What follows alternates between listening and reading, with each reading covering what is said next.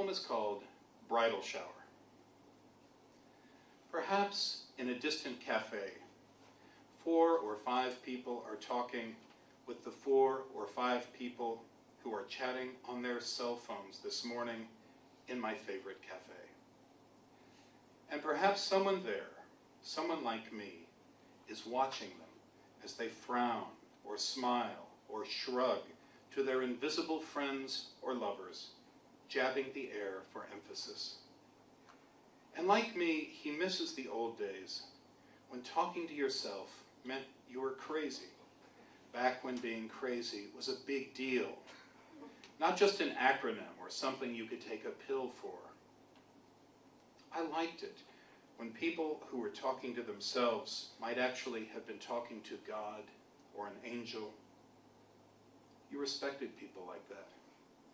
You didn't want to kill them, as I want to kill the woman at the next table with the little blue light flashing on her ear, who has been telling the emptiness in front of her about her daughter's bridal shower in astonishing detail for the past 30 minutes.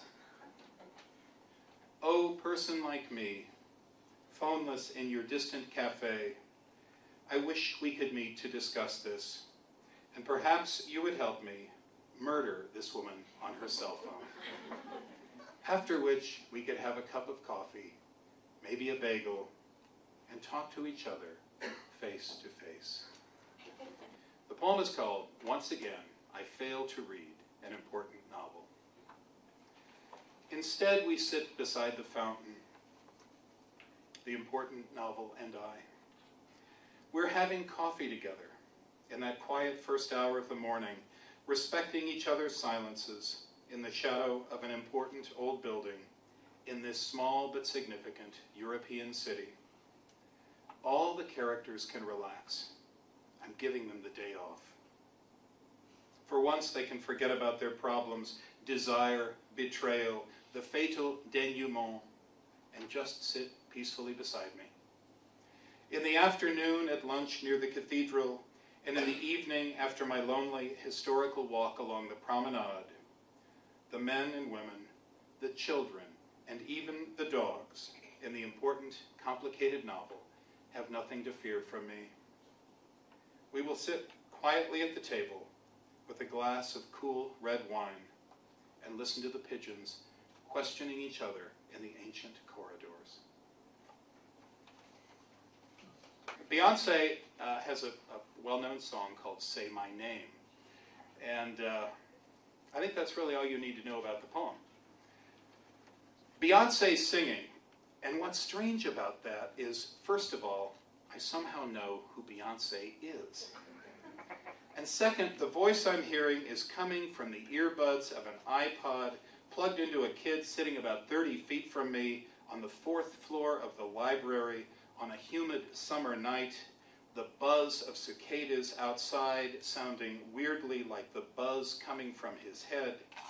And third, I know exactly what he's reading because I assigned it to him.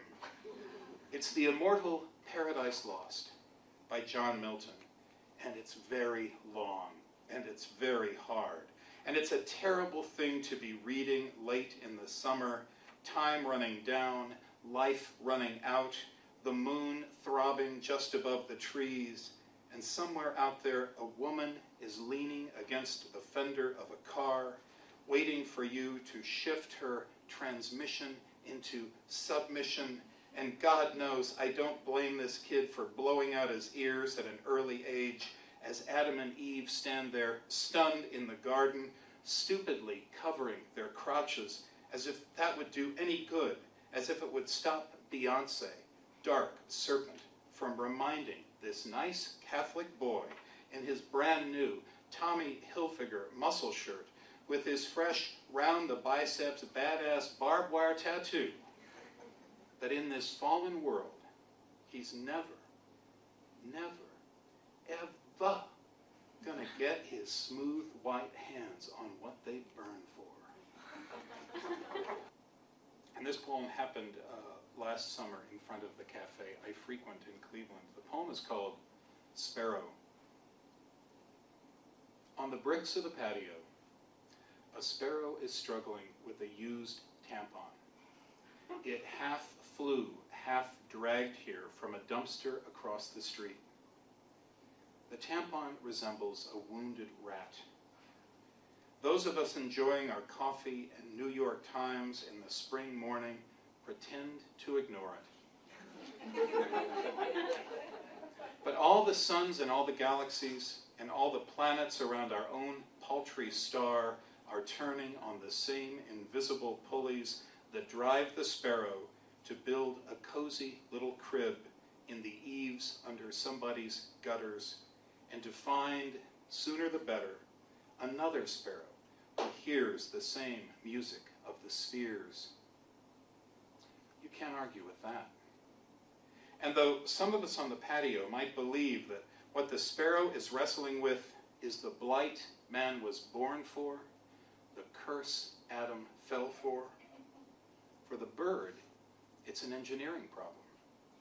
The tampon's too stubbornly stitched together for a tiny beak to tear apart, and too heavy with human blood to carry off into the blue air of the future.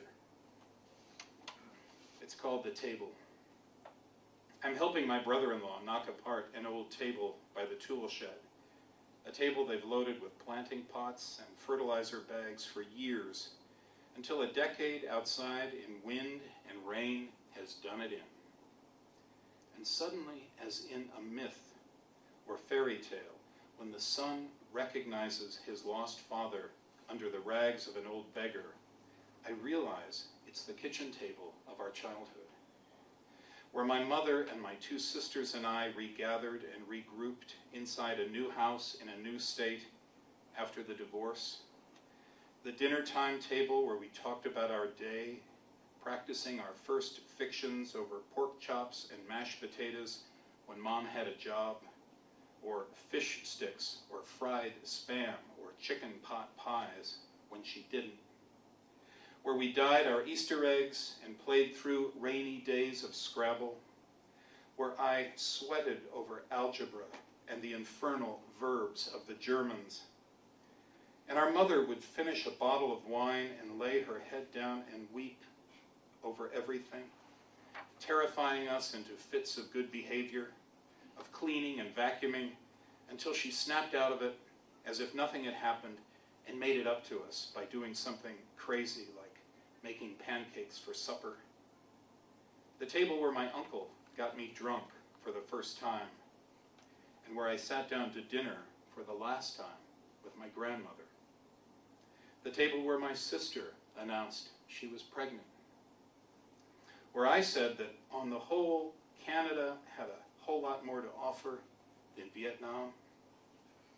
Where the four of us warmed ourselves at the fire of family talk. Plain brown table of 10,000 meals. I'm starting to sweat now. The hammer overmatched by iron-grained walnut bolted at the joists. It takes a wrench and a crowbar to finally break it down to a splintered skeleton, to the wreckage of an old table built when things were meant to last, like a hardcover book, or a cathedral, or a family. We stack up what's left for firewood, call it a day.